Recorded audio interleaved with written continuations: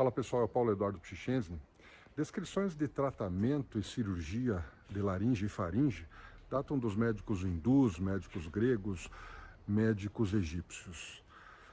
A primeira referência da laringe na prática da laringologia, ela foi encontrada numa tumba na região de Saqqara, no Egito, onde uma gravura provavelmente sinalizava uma traqueostomia, datada de 3.600 anos antes de Cristo. A primeira menção da palavra laringe foi feita por Aristóteles. Historia Animalium, 350 anos antes de Cristo, em que ele relata que o pescoço está situado entre a face e o tronco, e na região interior do pescoço você tem a laringe, órgão responsável pela respiração, pela fonação. Laringe vem de laringum, que significa gritar, larynx, que significa gaita. Vamos então estudar um pouquinho de laringe. A laringe é um órgão músculo cartilaginoso ligamentar oco, situado na região mediana anterior do pescoço. Ela faz parte do trato respiratório, então ela tem uma função respiratória, mas também uma função esfincterana e fonatória. Ela tem aproximadamente 5 centímetros, se estendendo da quarta à sexta vértebras cervicais.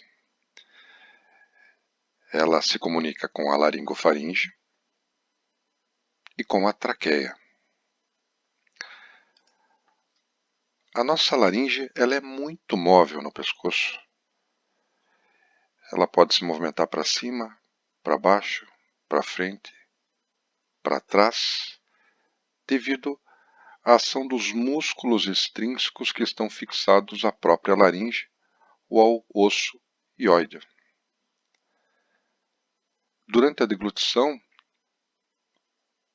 os constantes movimentos da laringe para cima e para baixo facilitam o fechamento do ádito laríngeo e a abertura do esôfago. A nossa laringe ela possui 3 andares. Um andar superior, um andar médio e um andar inferior. O andar médio é o andar glótico. Galeno usou a palavra grega glottis, que significa bocal de flauta.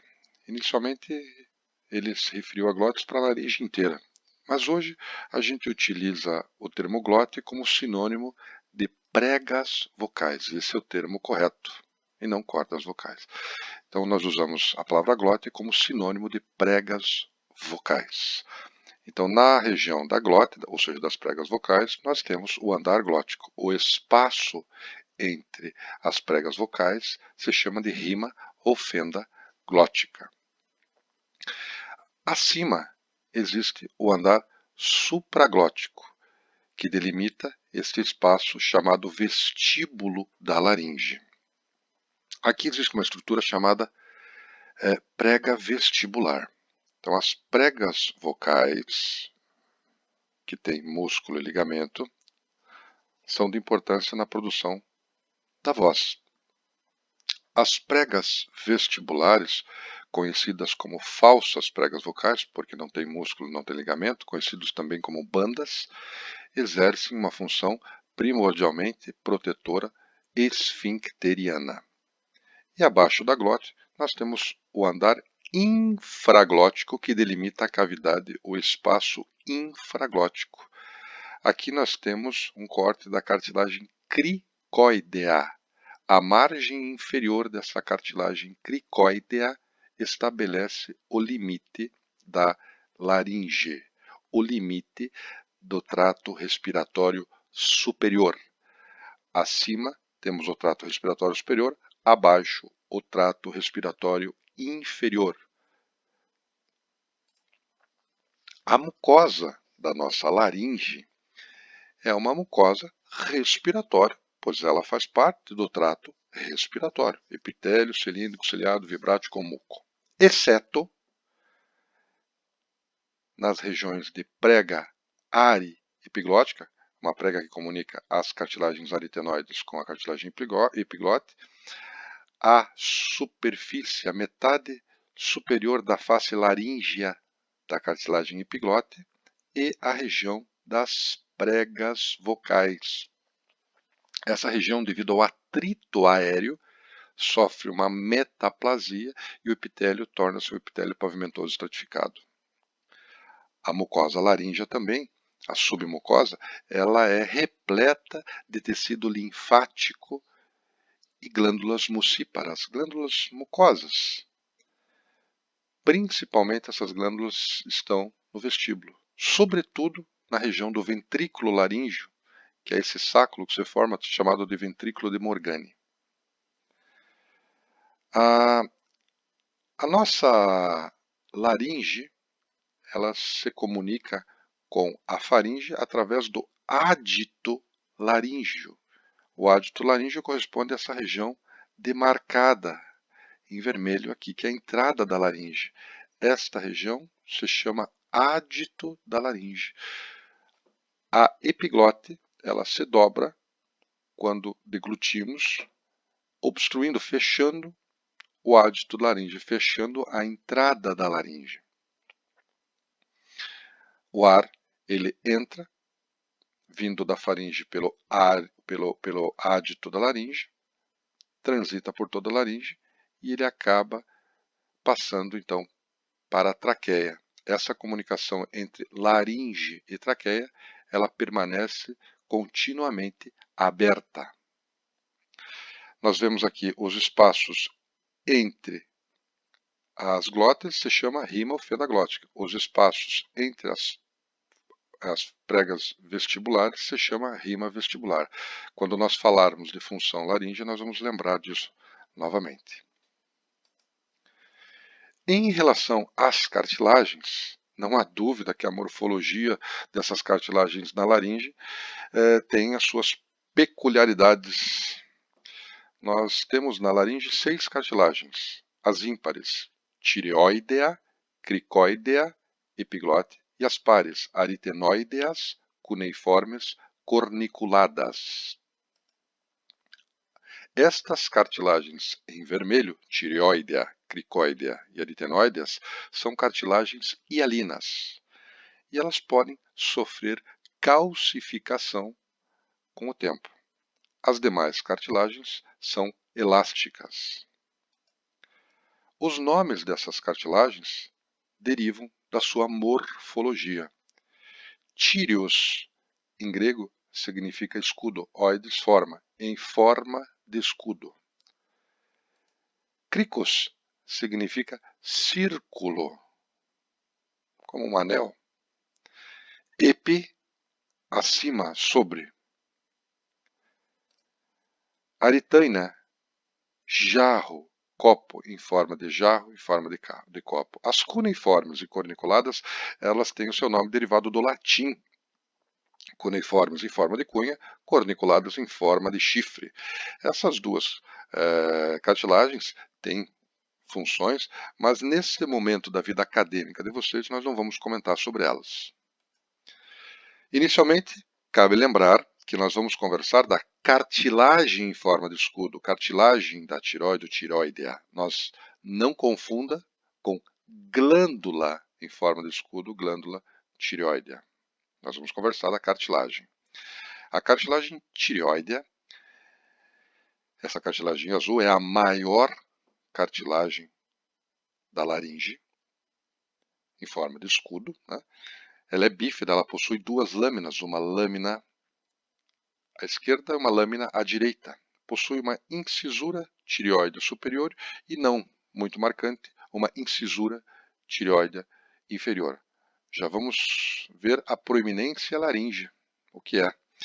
Essas lâminas, elas têm alguns acidentes anatômicos, como a linha oblíqua, onde se inserem o músculo externo tireoide, o tireoide e o constritor superior da faringe. E essa lâmina, na região posterior, ela tem algumas projeções, uma projeção superior chamada corno superior, onde se insere os ligamentos tíreo e ióideos laterais, o ligamento que vai da tireoide, da cartilagem tireoide até o osso ióide, e uma projeção inferior que se chama corno inferior. Na sua faceta medial, esse corno inferior da cartilagem tireoide se articula com a cartilagem com a cartilagem cricoide. É a articulação chamada articulação cricotireoideia. Cricotireoideia, onde é feito um movimento de flexão da cartilagem tireoide sobre a cartilagem cricoide. Essas articulações, nós vamos falar da articulação cricotireoideia e da cricoaritoideia, são articulações sinoviais. Então percebam o movimento de flexão da cartilagem tireoide sobre a cartilagem cricoide. Vamos lá? O movimento de flexão da cartilagem tireoide sobre a cartilagem cricoide. Aumentando essa distância que vai desta região da cartilagem cricoide até a face posterior aqui da cartilagem tireoide. Mais uma vez, vamos ver? Então, a flexão da cartilagem tireoide sobre a cartilagem cricoide. A proeminência laríngea é essa região aqui, ó, proeminência laríngea, também chamado de pomo. Pomo significa fruto. Pomo ou maçã de Adão é uma referência bíblica quando Adão teria comido a maçã e essa teria ficado engasgada no seu pescoço. Também pode ser chamado popularmente a proeminência laríngea de gogó. Gogó significa aquela pessoa que fala muito, fala, mas não cumpre o que fala. Pois bem, nós observamos que no sexo masculino a proeminência laríngea ela é muito mais perceptível, ela é mais anteriorizada do que no sexo feminino. E por que isso ocorre? Devido à testosterona. Na nossa cartilagem tireoide, ela tem as suas lâminas e o encontro anterior dessas lâminas ele pode ser projetado de acordo com o ângulo formado entre essas lâminas. Quando o ângulo é mais agudo, em torno de 90 graus, essa projeção é mais anteriorizada. Então, no homem, isso ocorre devido à testosterona. Na mulher, o ângulo de encontro dessas lâminas ele é mais obtuso, em torno de 120 graus, o que não projeta tanto esse encontro anterior à proeminência laríngea. A cartilagem cricoidea, crico em círculo, ela lembra um anel. É o único, inclusive, anel cartilaginoso completo das vias aéreas. Nenhuma cartilagem laríngea, nenhuma cartilagem traqueal, ela forma um círculo completo. A sua região posterior, ela não tem a cartilagem. O único anel cartilagíneo completamente em círculo fechado é a cartilagem cricoide. Ela, na sua porção anterior, ela é mais estreita, na sua porção posterior, ela é mais larga.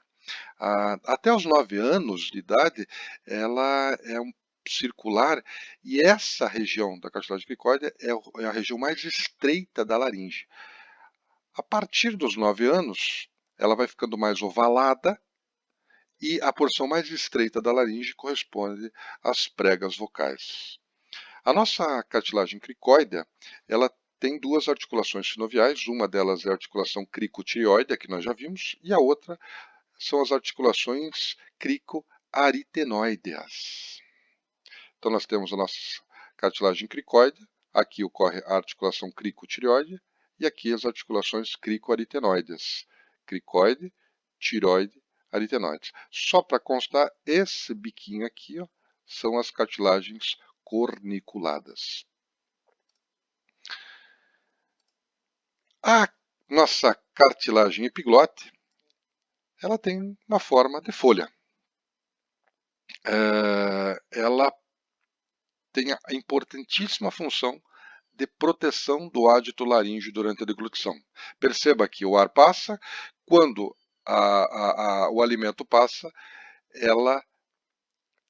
há o fechamento do ádito laríngeo. A epiglota, então, ela fecha o ádito laríngeo. Na realidade, o que acontece é que a laringe sobe, o ádito laríngeo, então, se fecha. E se vocês perceberem, quando a laringe sobe, o nosso esôfago se abre.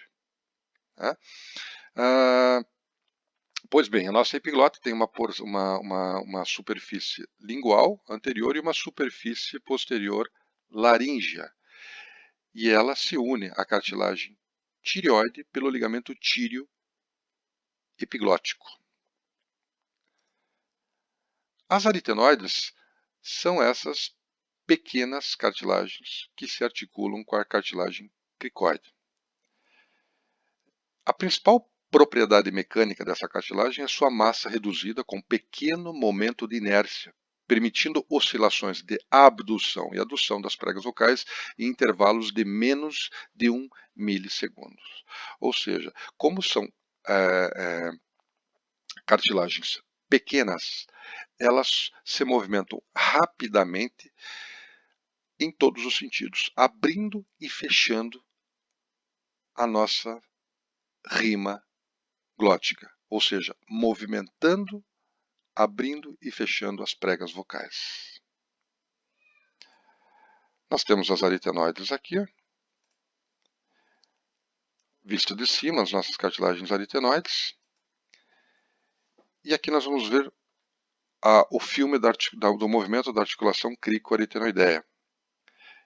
Percebam que as aritenoides, elas transladam, elas vão anteriormente, posteriormente, elas rodam, elas vão medialmente, vão lateralmente. Com isso, elas abrem e fecham as pregas vocais.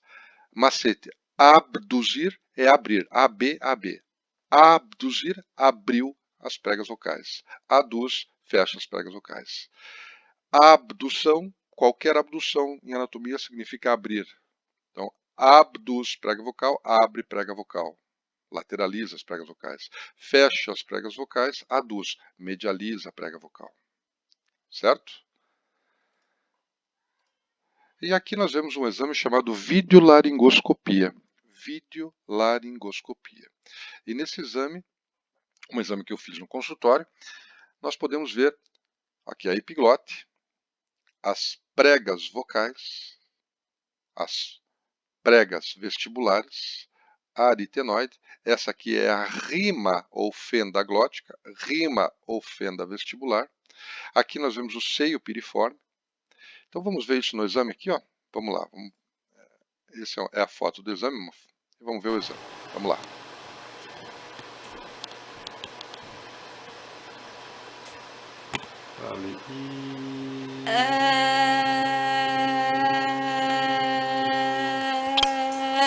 Tudo bem.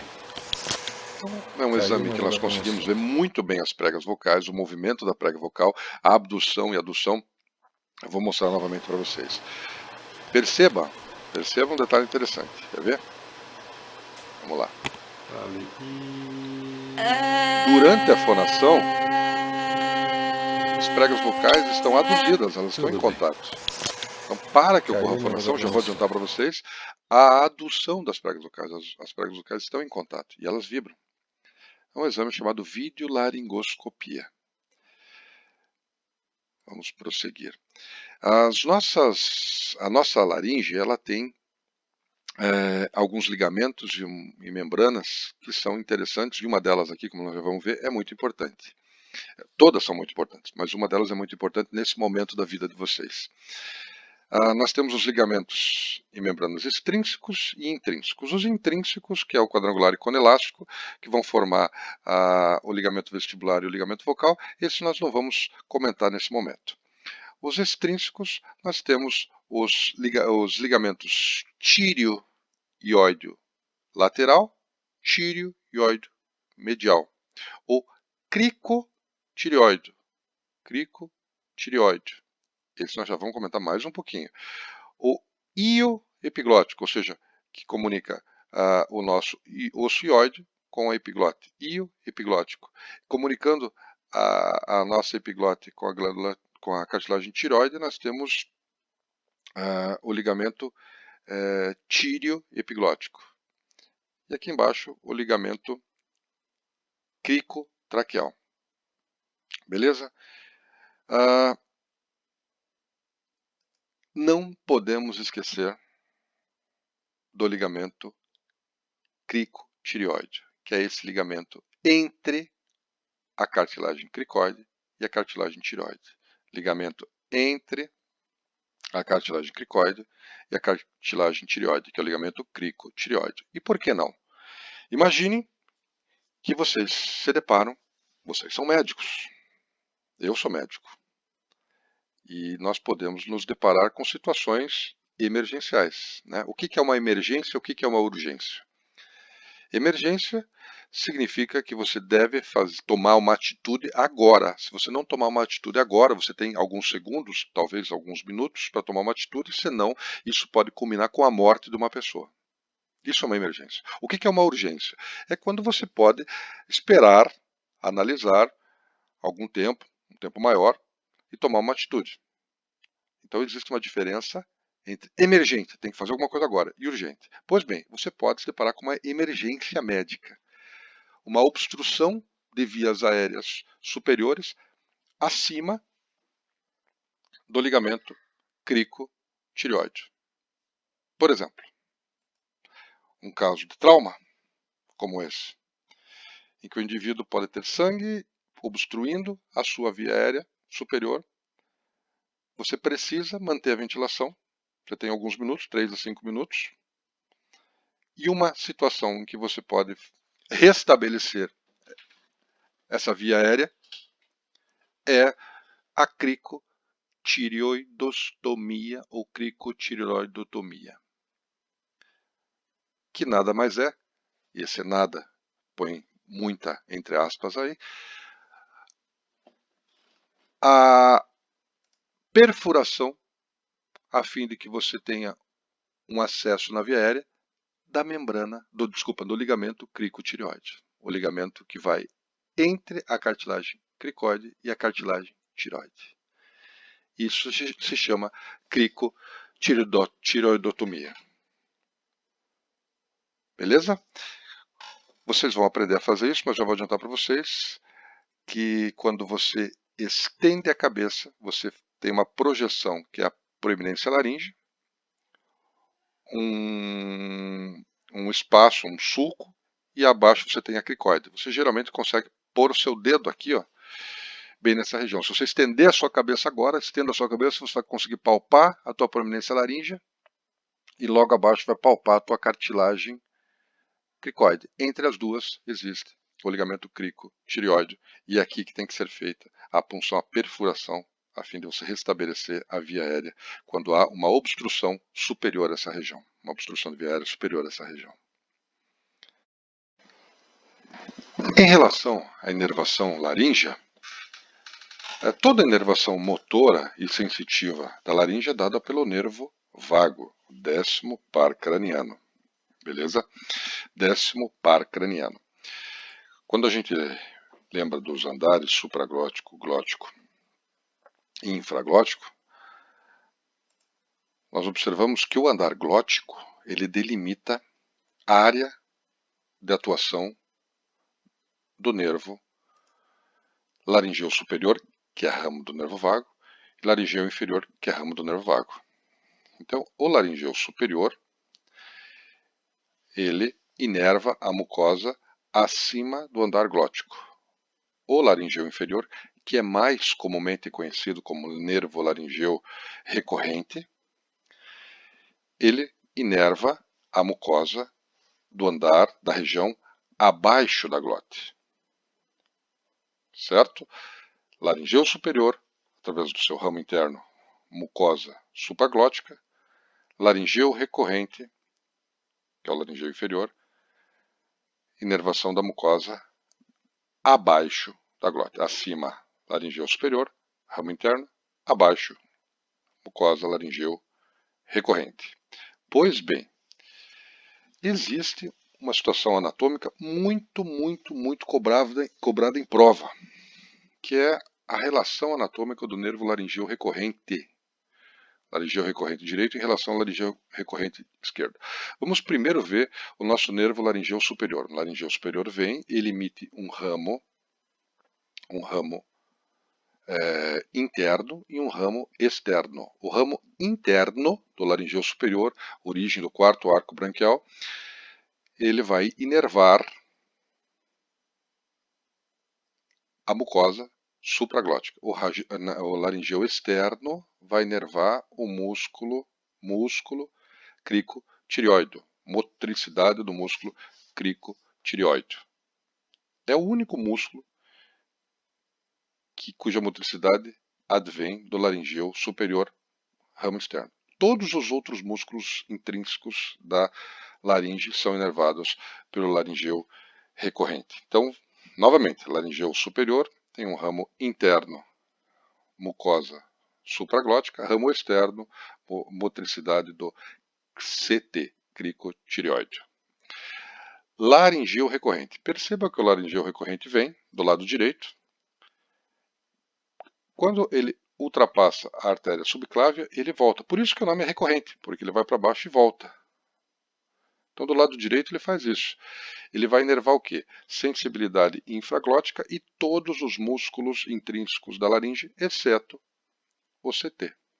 Mas olha do lado esquerdo o que acontece. O nervo vago vem, passa pela artéria subclávia esquerda, vem, e ele só vai emitir, o nervo vago só vai emitir o laringeu recorrente do lado esquerdo quando ele passa pelo arco aórtico. Passou pelo arco da aorta, o arco aórtico, do lado esquerdo, obviamente, emite o laringeu recorrente esquerdo. Donde conclui-se que o nervo laringeu recorrente esquerdo ele tem quase o dobro do tamanho do laringeu recorrente do lado direito. Isso tem alguma implicação clínica? Sim, tem. Se você tiver uma doença nesta região, no mediastino, é muito mais frequente você ter uma lesão do nervo laringeu recorrente esquerdo. Como ele tem um trajeto maior, ele está mais sujeito a doenças. Não esqueçam, laringeu recorrente direito menor que o laringeu recorrente esquerdo. E nós vemos isso, o laringeu recorrente, ele tem esse trajeto esquerdo maior, passa pelo arco da aorta, o laringeu recorrente à direita passa pela artéria subclávia. Uma situação relativamente comum, não que seja uma situação frequente, mas tem tem uma certa frequência pequena, mas existe, é no pós-operatório de tireoidectomias, a pessoa pode ter uma disfonia devido à imobilidade da prega vocal. Quando se faz uma tireoidectomia, infelizmente, o nervo laringeu recorrente ele pode estar próximo e muitas vezes você não consegue delimitá-lo muito bem, dissecá-lo muito bem. Então existe uma possibilidade, é uma complicação que é rara, mas existe, de após uma tireoidectomia você ter uma imobilidade de prega vocal, tanto direita quanto esquerda. Mas existem situações como, por exemplo, aqui um tumor do ápice pulmonar. Tumor do ápice pulmonar do lado esquerdo, você pode comprometer o nervo laringeu recorrente do lado esquerdo. Esse mesmo tumor do lado direito não comprometeria, porque a recorrência do laringeu recorrente no lado direito, ela é mais superior. Então, tumores de mediastino podem levar à imobilidade de prega vocal do lado esquerdo. Vamos ver esse exame que eu fiz no meu consultório. Olha só, vamos ver. Vocês vão ver uma imobilidade de prega vocal.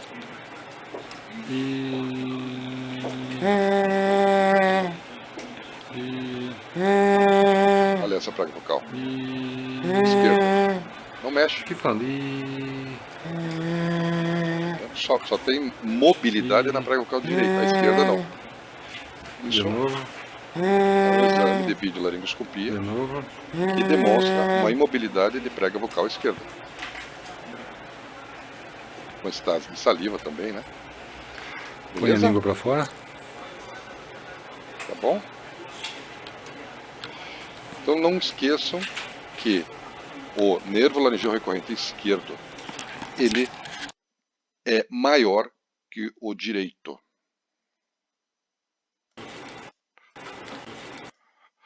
Quanto à irrigação sanguínea, tranquilo. A artéria laringéia superior, que todos são ramos da artéria carótida externa, né? A carótida externa emite um ramo direto ou ramo da tireoide superior, que é a artéria laringéia superior, e a ramo da nossa artéria subclávia, o tronco tireocervical, vai originar a artéria laringe inferior. Então, a artéria laringe superior da artéria carótida externa e a laringe inferior, comumente da artéria subclave. Fechou? Irrigação venosa, artéria laríngea superior acompanhada pela veia laríngea superior que drena para a veia tireoide superior, que vai drenar para a veia jugular interna direita. A veia laríngea inferior, junto com a sua artéria laríngea inferior, que comumente drena para a veia subclave. Beleza? Quanto à irrigação linfática, a nossa laringe é ricamente drenada pela drenagem linfática. A região que tem menos a divisão da drenagem linfática é a região glótica. E essa região glótica é a que menos tem vasos linfáticos. Então você tem muitos vasos linfáticos supraglóticos e infraglóticos. Na região glótica há menos vasos linfáticos, mas a nossa laringe é extremamente irrigada do ponto de vista irrigação linfática. Quanto aos músculos laríngeos, é importante que vocês lembrem que existem 5 músculos intrínsecos, ou seja, que ligam estruturas laríngeas a outras estruturas laríngeas, que ligam cartilagem laríngea a cartilagem laríngea. E o nome deles, já vou adiantar para vocês, que fala a inserção e a origem. Tíreo-aritenoide é o TA. Interaritenoide, IA. Crico-aritenoide posterior é o CAP. Crico-aritenoide lateral é o CAL. E o crico tireoide, que é o CT. Por isso que a gente usa as siglas CT, TA, CAP, CAL e A. Cricotireoide, tireoaritenoide, cricoaritenoide posterior, cricoaritenoide lateral e interaritenoide. E esses músculos, o nome deles vão dizer a origem. O cricoaritenoide vai da cricoide e tireoide. O tireoaritenoide vai da cartilagem tireoide à cartilagem aritenoide. O cricoaritenoide posterior vai da cartilagem cricoide à cartilagem aritenoide na região posterior. O cricoaritenoide lateral vai da cartilagem cricoide à cartilagem aritenoide lateralmente. O interaritenoide vai da aritenoide de um lado à aritenoide do outro. Beleza? Então aqui a gente já falou da origem e da inserção. Quanto à inervação, vocês têm que lembrar que o CT é o único que é inervado pelo nervo laringeu superior, devido à origem dele do quarto arco braquial. Como os outros têm origem no sexto arco braquial, eles todos são inervados pelo nervo laringeu inferior, laringeu recorrente. Então, o único nervo que é inervado pelo laringeu superior, seu ramo externo, na realidade, é o CT. Todos os outros, laringeu recorrente, laringeu inferior. Quanto à ação, você tem 3 possíveis ações. Ou eles tensionam, deixam as pregas vocais mais tensas, ou eles abrem a prega vocal, ou eles fecham a prega vocal. Ou seja, ou eles são tensores, ou eles são abdutores ou adutores da prega vocal. Macete, se tem T, é tensor. Se tem T, é tensor. Qual que tem T? Esse e esse. Esses são os tensores. Sendo que o CT é o principal tensor. O Clube Atlético Paranaense, ele abre o caminho para novos títulos. Ele é abdutor. Olha que eu sou coxa branca, mas não tem problema. O Clube Atlético Paranaense está numa fase sensacional. Então, o Clube Atlético Paranaense abre caminhos para novos títulos. Então, o único abdutor, o único que abre é o CAP, Clube Atlético Paranaense. É o único que abre, é o único. Sobra a adução. Os outros têm T? Não.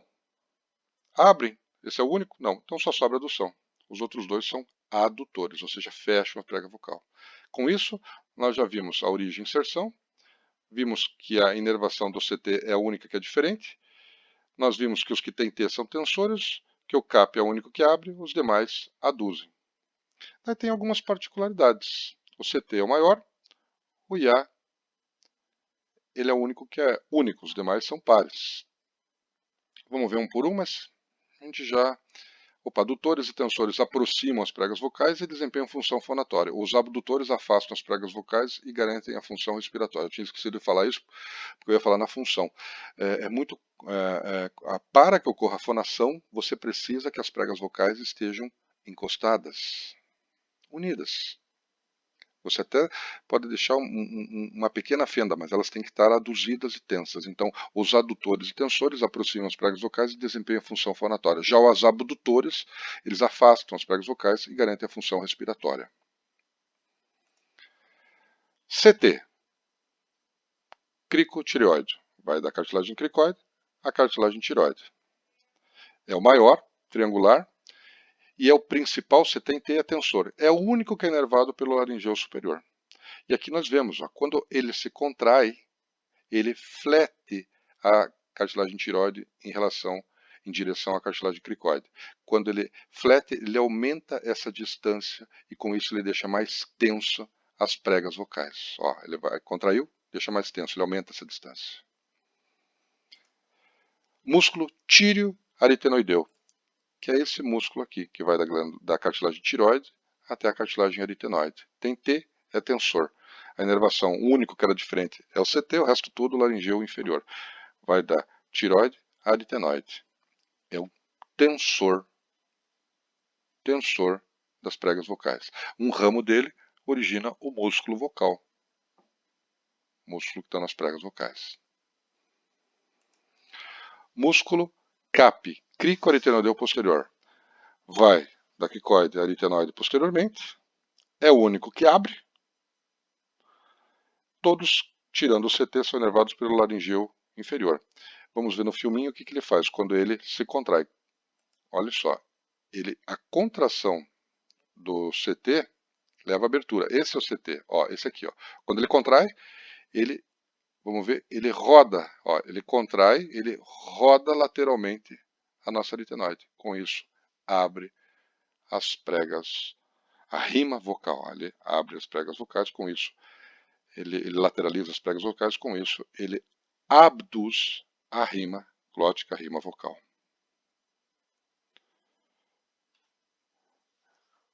CP, cricoaritenoideu lateral, vai dar cricoide, aritenoide lateralmente.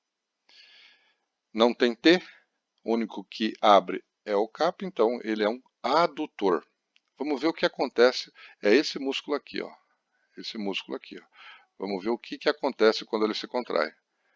Ó, quando ele se contrai, ele faz o contrário do CAP. Ele roda para medial. E com isso, ele fecha a nossa rima glótica. Ele aduz as pregas vocais. Esse é o termo correto. Aduz ou abduz prega vocal, abre ou fecha a rima glótica. Então, ele fecha a rima glótica. E nós temos, aqui o cal, nós temos o interaritenoide, que vai da aritenoide a aritenoide.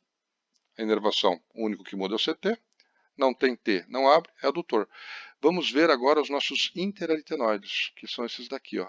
Interaritenoides. Olha lá. Vamos ver o que eles fazem. Quando eles se contraem, eles aproximam as aritenoides. Aproximando as aritenoides, eles vão fechar a rima glótica porque eles aduzem as pregas vocais. Fecham a rima glótica. São adutores das pregas vocais. Pois bem, agora nós temos os músculos extrínsecos. Os músculos extrínsecos da laringe, eles reúnem a laringe com as regiões e estruturas vizinhas e são estudados como músculos da faringe, da língua, supra e infraioides. Os músculos extrínsecos movimentam a laringe como um bloco, exercendo sua ação principalmente pela deglutição. São presos por uma das extremidades na laringe ou próximo a ela, e eles podem ser subdivididos nos elevadores e nos abaixadores ou depressores da laringe. Os elevadores têm os supraioides, que nós vamos ver hoje, o digástrico, estiloioide, meloioide, genioide, e os que se relacionam com a faringe, que nós já vimos, palatofaringe, estilofaringe, constritor médio, inferior da faringe. Lembram, quando nós estudamos tubo auditiva, falamos do tensor do véu palatino, elevador do véu palatino. Quando nós estudamos faringe, vimos os músculos transversais, os constritor superior, médio e inferior, e os longitudinais, estilofaringe, salpingofaringe, palatofaringe. Então esses músculos também estão relacionados com a faringe. Mas hoje nós vamos estudar esses supraioides e esses abaixadores infraioides, esternoioide, esternotireoide e omioide. Os músculos supraioides, nós vamos ver o estiloioide, digástrico, miloioide e genioide. O estiloioide é esse músculo aqui, ó. Ele se origina no processo estiloide, estilo-ioide, e vai se inserir no osso ioide, o estiloioide, inervado pelo facial. E todos esses músculos supraioides, eles puxam, eles tracionam, eles elevam o ossioide. Eles mantêm tenso o ossioide, porque existem vários músculos que se inserem no ossioide. Então, ele traciona o ossioide para cima, obviamente, como todos os supraioides. O nosso músculo digástrico é esse daqui, ó, o ventre posterior do digástrico e o ventre anterior do digástrico. Ventre posterior e ventre interior. É o verdadeiro músculo do tipo digástrico, cujo nome é digástrico. Ó, de músculo digástrico. Ele tem um ventre anterior, que se origina na mandíbula, na fossa digástrica. Eles têm um tendão intermédio, e daí a origem do ventre posterior é lá no processo mastoide, a incisura mastoidea, lá no processo mastoide do osso temporal, músculo digástrico. Esse músculo ele tem uma inervação interessante. Ó. O ventre anterior é inervado pelo trigêmeo, o ramo mandibular, através do nervo miloioide, e o ramo posterior, que tem uma origem embriológica diferente, é inervado pelo sétimo.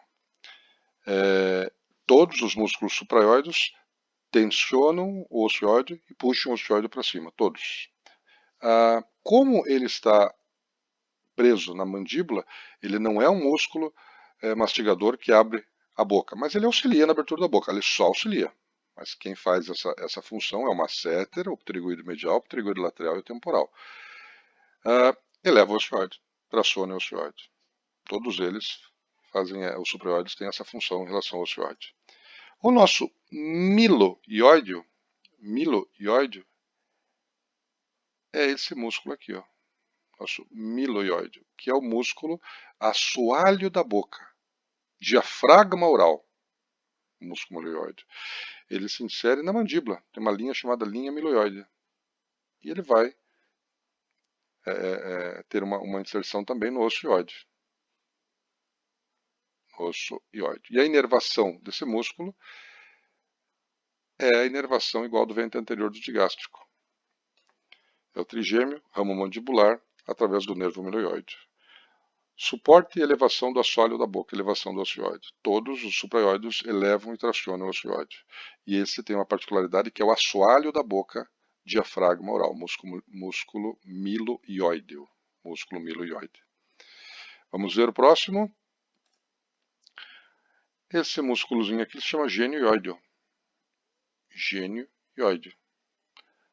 Origem na mandíbula e vai até o osso ioide. Na espinha mental inferior da mandíbula até o osso ioide.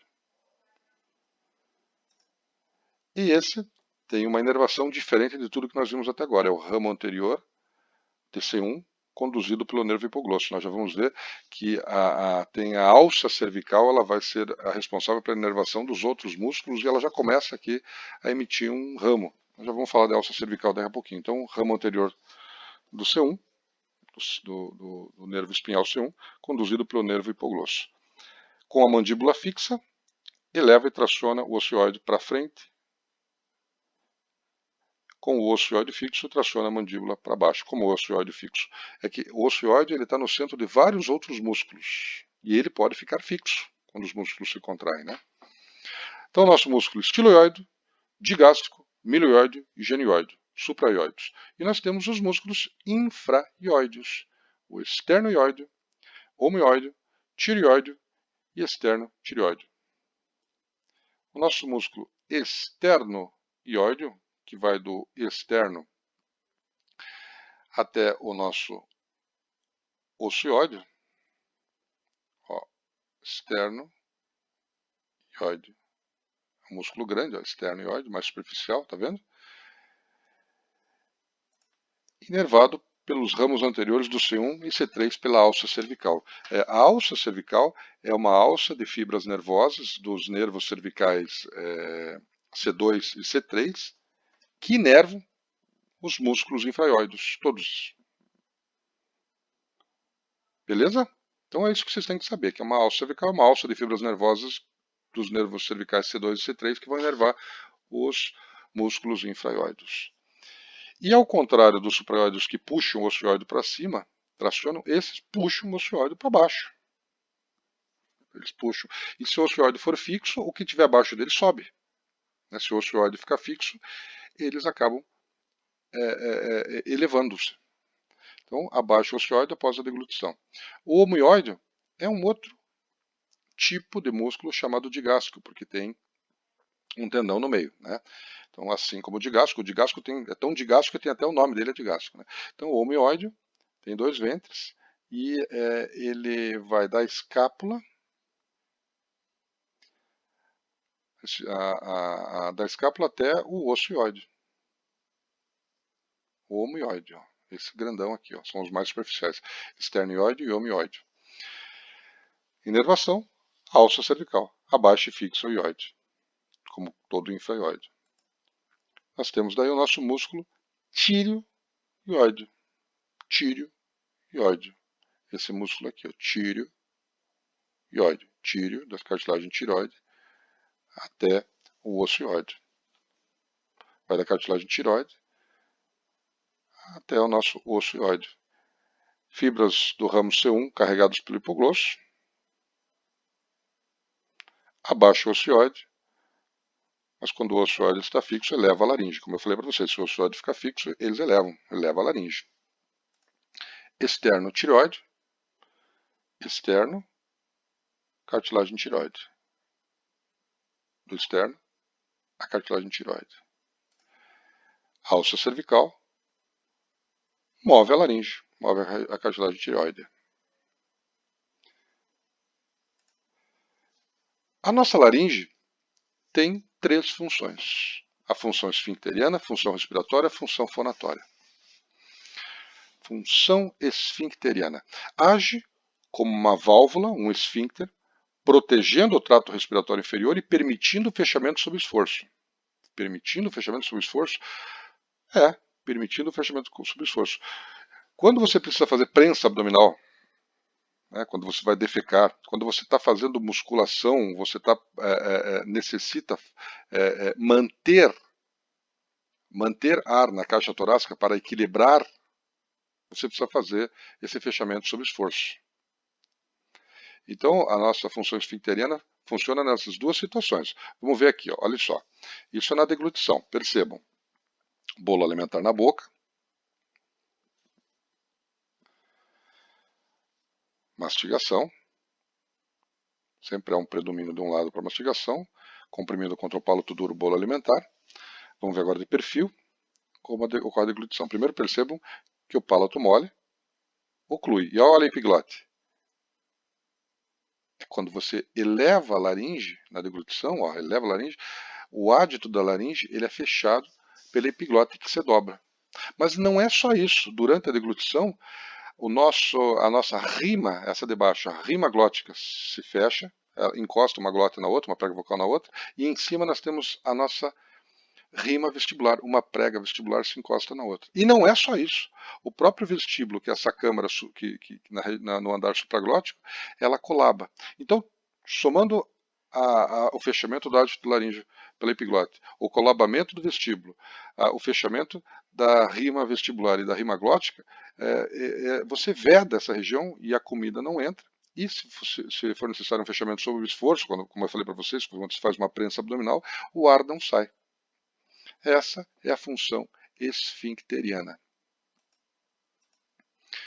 Então nós vemos aqui a epiglote fecha o ádito laríngeo e aqui as pregas vestibulares fechadas e abaixo delas as pregas glóticas fechadas e o colabamento do vestíbulo, da câmara do andar supraglótico. função esfincteriana. A outra função é a função respiratória. As cartilagens mantêm a laringe aberta. A cricoide, lembrem, é o único anel cartilagíneo que é completamente fechado. Então não há dúvida que a laringe, mantendo-se aberta pelas cartilagens, não havendo colabamento, elas ajudam muito a respiração. Isso é uma respiração normal. Quando você faz uma inspiração forçada, o CAP abduz ainda mais a rima glótica, ou seja, ele abre a linha, a rima glótica porque ele abduz muito mais as pregas vocais na inspiração forçada. Mas para inspirar sempre tem que estar aberto, o ar tem que passar pela glota. E a última função,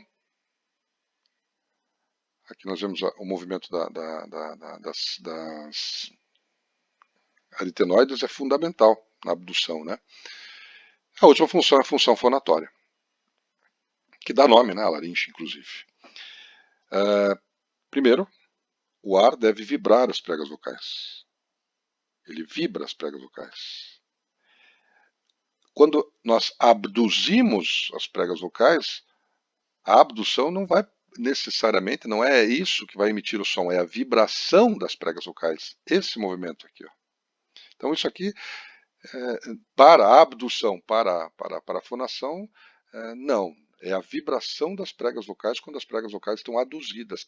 E a variação da tensão é que vai fazer com que você tenha a vibração, que é um dos componentes da voz. Você vai ver que a voz humana ela depende de 3 processos. Um deles é a vibração. Então, quando desejamos falar, o cérebro envia comandos nervosos para os músculos que controlam a tensão e a adução das pregas vocais, e o ar passa vibrando as pregas vocais. As vibrações são muito rápidas, 100 a 250 vezes por segundo, ou seja, hertz. Mas a voz humana ela é resultado também de uma caixa de ressonância. Enquanto ocorre a vibração a nível de pregas vocais, várias estruturas entram em ressonância, produzindo ondas harmônicas e ampliando o som na cavidade oral, garganta, fossas nasais, seios paranasais. Cada pessoa possui uma caixa de ressonância, por isso quando você está resfriado e a tua fossa nasal, os seus paranasais estão congestionados, a voz da pessoa muda. Fica uma voz mais anasalada, a gente chama de rinolalia. Então, cada pessoa tem caixas de ressonâncias típicas, o que vai conferir uma qualidade, um timbre vocal diferente de uma pessoa para outra. Mas a voz humana também é resultado da articulação. O que nós controlamos voluntariamente são os movimentos da língua, dos lábios, do palato mole, para articular os sons que formam as palavras faladas, os fonemas. Então o som da voz humana depende de todos esses fatores. E mais, existe sim a possibilidade de você conversar, de você falar sem laringe. Quando a pessoa, por exemplo, tem um tumor de laringe e faz a ressecção da laringe, ela consegue falar. Através, exatamente isso, de eructação, do arroto. Ela consegue falar com esse ar que vem do esôfago. Né? Mas não tenha dúvida que essa pessoa ela não vai ser, pelo menos não de sucesso, uma cantora de sucesso. Né? Não, mas vai sim conseguir se comunicar. E eu faço uma pergunta para vocês. Por que a voz masculina é grave, grossa, e a feminina é mais aguda, fina? Não consigo fazer voz fina. As ondas mecânicas dependem da duração, frequência e da intensidade. No homem, as pregas vocais são mais grossas e mais elásticas e vibram em torno de 125 Hz, 125 vezes por segundo. Na mulher, as pregas vocais são mais finas e tensas. Elas vibram em torno de 250 Hz. Eu sempre uso o macete mnemônico 110 volts, 220 volts. Então, 120 Hz, 110 Hz, 220, 250 Hz.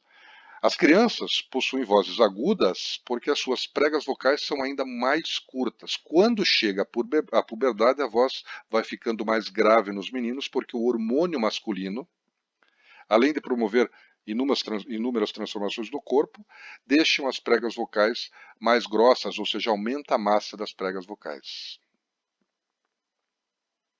É mais ou menos isso aqui, ó. A voz masculina, um cordão de violão mais grosso, mais elástico, e uma voz feminina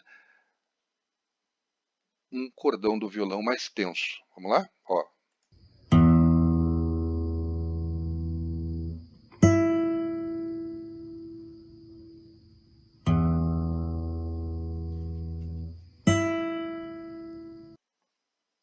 Beleza. Eu sempre gosto, como eu já falei para vocês desde o início, de fazer um link com situações clínicas para vocês verem que o que vocês estão estudando faz parte da medicina, não estou inventando nisso. Esse filme eu peguei da internet, tem o endereço aqui, porque eu achei muito bem montado várias doenças. Então eu vou comentar. É um filme chinês, a doutora médica vai estar falando em chinês aqui, mas vamos comentar, eu achei muito bem montadinho. Vamos lá ver.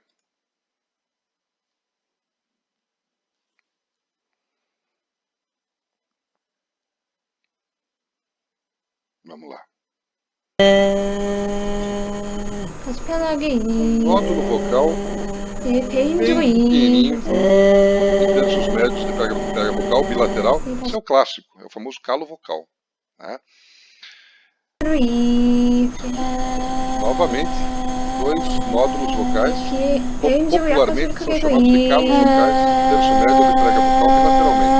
기치하고 해보세요.